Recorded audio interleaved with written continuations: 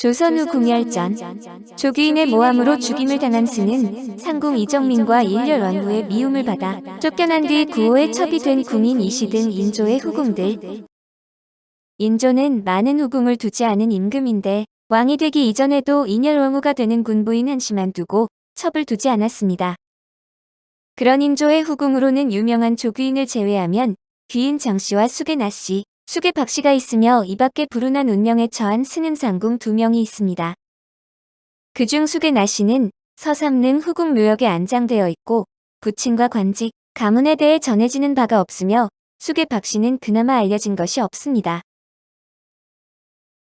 아첨에 길들여진 귀인 장씨. 귀인 장씨는 인조의 간택 후궁으로 인조의 며느리이자 효종의 왕비인 인선왕후 장씨와는 같은 덕수 장씨 집안으로서 먼 친척 관계입니다. 광해군 11년인 1619년 3월 16일 아버지 정구품 선공감 부봉사를 지낸 장류와 어머니 한산 이씨 이준의 딸 사이에 이남 이녀 중 차녀로 태어났는데 장류의 증조할머니 신씨는 신사임당의 언니이자 일곡 이의 이모입니다. 인조 13년인 1635년 8월 16일 수기로 선발되어 이현궁에서 한 달 동안 교육을 받고 입궁했는데 이현궁은 인조의 모후인 인원왕후가 머무르던 궁궐로 후궁으로서는 상당한 수혜를 입은 것입니다. 당시 장씨의 간택과 가례 절차는 하나의 전례가 되어 훗날 숙종이 영빈 김씨를 맞이할 때에도 절차에 참고하게 됩니다. 인조 16인 1638년 인조가 장렬 왕후를 생왕비로 맞아들였을 때 관례상 장씨는 정의품 소위로 책봉되고 1640년에는 종일품 귀인으로 책봉되었습니다. 보통 새로운 왕이 즉위하거나 왕비나 세자가 책봉되는 등 나라에 경사가 있으면 품계를 높여주는 일이 있었는데 당시 가장 총애받는 후궁은 조귀인이라 장씨의 존재감은 매우 미미했습니다. 열야실기술 인조조 고사본말에 따르면 하루는 인조가 꿈에서 한 여자를 보았는데 스스로 장리의 딸이라 말하고 태평이란 글자를 써서 올렸다고 합니다. 잠에서 깬 인조가 수소문하여 찾아보니 진사장리라는 사람에게 과연 딸이 있어 후궁으로 뽑아들인 후 글씨를 써보게 하였더니 천하태평춘이란 5자를 써 올렸다고 합니다. 궁중잔혹사 꽃들의 전쟁에서는 이혜은이 역할을 했는데 간택후궁이지만 총애받지 못하고 나이든 후궁으로 인열왕후 생전에는 인열왕후에게 잡혀 꼼짝도 못하고 삽니다. 그러다 조귀인이 들어오자 조귀인 눈치를 살피고 어린 중전과 세자빈의 눈치까지 보는 일이 치이고 저리 치이는 신세로 우세한 인물한테 빌부터 아첨하고 비위를 맞추는 등 기회주의적인 면모를 보였습니다. 진도로 유배되었다가 죽임을 당한 스는 상궁 이정민. 상궁 이정민은 인조 21년인 1643년 7월 인조의 총애를 받던 조귀인을 저주했다는 죄목으로 진도로 유배되었는데 상궁 이씨가 여종 애양 등과 함께 모의해 조귀인을 해치려고 했다는 것이었습니다. 일설에는 조귀인이 스스로 저주 사건을 꾸며 상궁 이씨를 모략한 것이었다고 하는데 유배된 이정민은 같은 죄목으로 남해에 유배된 궁녀진이와 함께 사자되었습니다. 인조실록 44권 인조 21년 4월 17일 경진 첫 번째 기사 1643년명 숭정 16년 양사가 합기하여 저주 옥사의 괴수를 처단할 것을 청하다. 양사가 합기하기를 삼가 금부의 저주 옥사에 관한 문안을 보건대 애양 등이 계획을 꾸며 흉측한 짓을 행한 정상이 명백하여 의문이 없으니 천지간에 어찌 이와 같은 만극한 변이 있단 말입니까? 애양 등은 남의 시중을 들고 명을 받는 사람인데 이미 정형을 받았으니 악의 괴수를 그대로 두고 논죄하지 않을 수 없습니다. 법대로 처단할 것을 명하소서 하니 답하기를 이 일은 아직 결말이 나지 않았으니 우선 기다리라 하였다. 이 당시 대궐 안에서 저주한 사건이 발각되어 상위 궁녀 애양 등을 국문하라고 명하여 애양 등이 모두 복주되었다. 애양은 상궁 이씨의 여종이다. 조귀인이 총애를 독차지하자 후궁 이씨가 원망을 품고 애양 등으로 하여금 저주하게 한 것이다. 대개 조씨를 해치려는 속셈이었다고 하는데 사실은 조씨가 스스로 저주하여 이씨를 모해하기 위한 것이었다고도 한다. 일열왕후의 미움을 받아 쫓겨난 뒤 구호에 첩이 된 스는 궁인 이씨. 인조 24년 광주 부윤구호의 첩실 문제가 조정을 시끄럽게 하는데 구호는 궁인 출신 이씨를 데리고 살아 이를 벌할 것을 청하자 임금은 윤호하지 않았습니다. 인조실록 47권 인조 24년 11월 15일 무 첫 번째 기사 1646년 청순치 3년 간원이 광주 부윤 구호가 궁인을 데리고 사는 이유로 죄를 정하도록 청하다. 간원이 광주 부윤 구호가 궁인을 데리고 사는 데 대한 문제를 다시 노라고 형률을 적용하여 죄를 정하도록 청하고 그의 아비 구인후는 교육하지 못한 죄를 모면하기 어려우니 파직하고 서용하지 말도록 명하기를 청하니 답하기를 윤허하지 않는다. 이 궁인은 출가를 허락한 지 이미 오래이며 구호가 데리고 살아도 안 될 것이 조금도 없다 하였다. 당초 참판 이성길에게 천첩소생의 딸이 있었다. 총명하고 재주가 있었으며 또 문제를 해독함으로 후궁으로 뽑혀 들어갔었는데 일찍이 상의 시중을 든 적이 있었다. 얼마 안 되어 인열 왕후에게 미움을 갖다 쫓겨났는데 간혹 그가 이미 승은하였다고 하기도 하였었다. 그는 여염집에 거처하는 10여 년 동안 음행이 많았다. 그가 일찍이 구인후의 집에 드나들었다. 구인후의 아들 구호가 그를 보고 좋아하여 자신이 받아들여 첩을 삼으려고 좌우에다 뇌물을 많이 주고 상에게 출가를 허락하도록 청원하게 하였는데 상이 끝내 들어주지 않았었다. 당시 상의 종모인 이씨의 며느리가 궁중에 드나들었는데 말하는 바가 있으면 상의 뜻을 굽혀가며 따라주지 않음이 없었다. 구호가 이에 이씨의 며느리를 사주하여 억지로 청원토록 하였더니 상이 어쩔 수 없어 허락하였다. 구호가 또 세자대군에게 풍지한 연후에 솔축하였으므로 사람들의 말이 자자하였다. 곽성기가 그 사실을 듣고 놀랍게 여겨 이심원과 상의하여 논계하였다.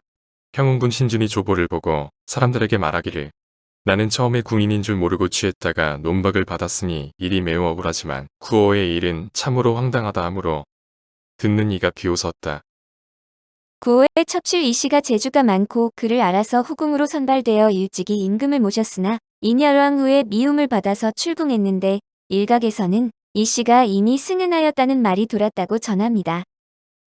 그러나 전후 문맥을 보면 외간에서 후궁으로 선발된 사람이 명분도 없이 궐에 들어간 것도 이상하고 선발된 사유가 재주가 많고 그를 알기 때문이라니 후궁이 아니라 시녀의 역할로 입궐한 것이 맞는 듯합니다. 후궁은 넓게는 빈첩뿐 아니라 수발하는 궁인들도 모두 포함되기 때문인데 당대에도 이씨의 승은 여부가 확실치 않아 이미 승은하였다고 하기도 하였었다. 고 모호하게 표현하고 있습니다.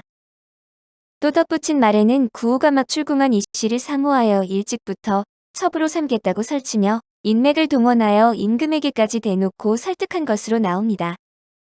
그러나 이씨가 정말 승은상궁이었다면 인열왕후가 궐 밖으로 내치기 어려웠을 것이고 그렇다고 해도 구호가 대놓고 자신의 첩으로 삼고자 설칠 수도 없는 형편이었습니다.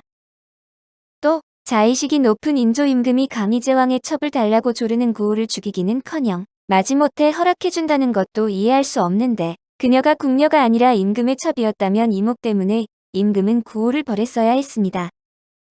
신준에게도 관례적으로나마 사탈관직을 명했는데 구호에게는 처분을 하지 않았으니 구호의 첩은 일찍이 출궁한 일반 궁녀였을 가능성이 높다고 볼 수 있습니다.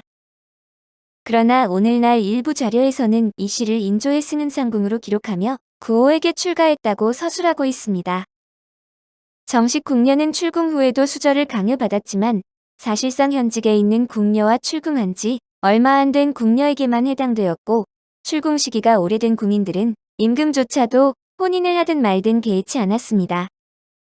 임금이 궁녀를 신하의 첩으로 준다거나 신하가 먼저 궁녀를 달라고 청하는 것은 시대적 분위기상 있을 수 없는 일이지만 출궁한 지 오래된 궁녀나 궁노비는 출궁 후 생활이 자유로웠습니다.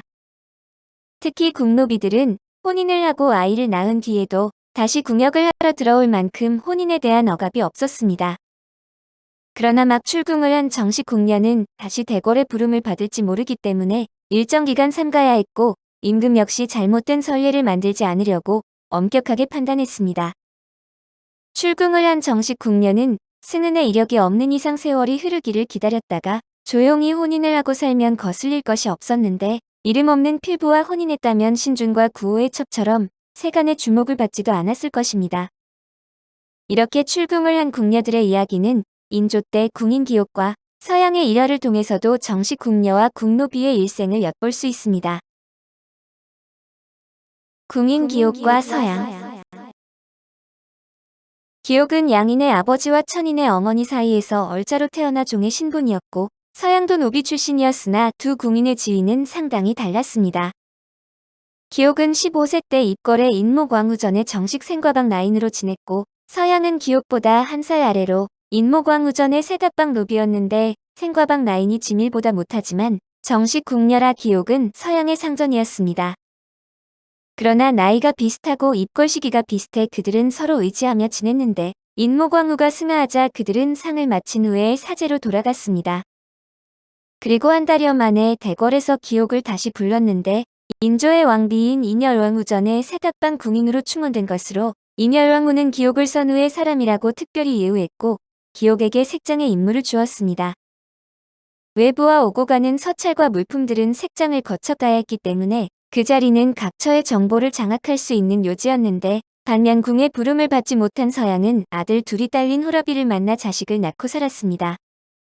이때 인열왕후의 출산이 예정되어 있어 유모를 물색하던 중이었는데 기옥의 적극 추천으로 서양이 대군의 유모가 되었지만 대군은 태어나자마자 죽었고 인열왕후도 산후병으로 나흘 만에 승하했습니다.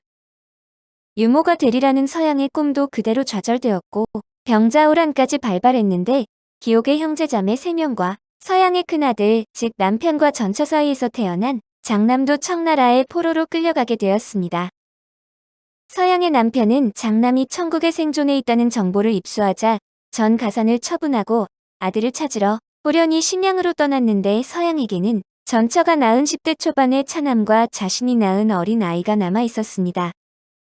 남편은 그런 서양의 처지를 고려하지 않은 채 모든 가산을 짊어지고 장남을 찾으러 떠난 것으로 홀로 남은 서양을 도와준 것은 역시 기옥이었습니다.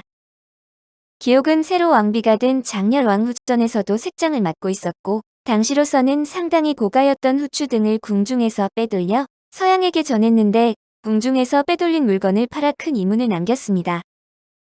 그러다 인조 17년에 저주 사건이 일어났고 기옥과 서양이 체포되었는데 뚜렷한 증거는 없지만 궁궐 안팎으로 왕래를 할 만한 인맥을 따져보니 자연스레 그들에게로 시선이 집중된 탓이었습니다. 기옥과 서양은 모진 고문에도 혐의를 부인했고 또 서로의 혐의에 대해서도 의리를 지키며 끝내 옥중에서 사망을 했습니다. 궁녀는 임금의 여인이라 혼인해서는 안 되고 궁노들도 정절을 지킬 것을 강요받았으나 실상 궁노들은 서양처럼 자유로운 혼인이 가능했습니다. 또 추한급구간에 기록된 광해조 궁인들의 첫 입궐 시기를 보면 10대 후반은 물론이고 20대, 30대, 40대까지 다양했습니다. 즉, 궁녀는 10살 전후에 늦어도 10대 후반의 아이를 궁중으로 들여서 어미 교육시킨 사람이고 궁노는 나이와 무관하게 필요에 따라 품계 없이 불러온 노비였습니다. 궁노는 출궁을 한 뒤에 가정을 꾸리고 살아도 문제될 것이 없었으며 혹은 혼인하여 살다가 다시 생계를 위해 들어오는 경우도 있었습니다. 이것은 여담이지만 영조가 끊임없이 출생에 대한 의혹을 받다온 것도 모친 숙빈의 출신과 무관하지 않은데 궁노는 외부 출입이 쉬웠고 또 출궁 기간 동안 혼인을 해도 법에 걸릴 것이 없기 때문이었습니다.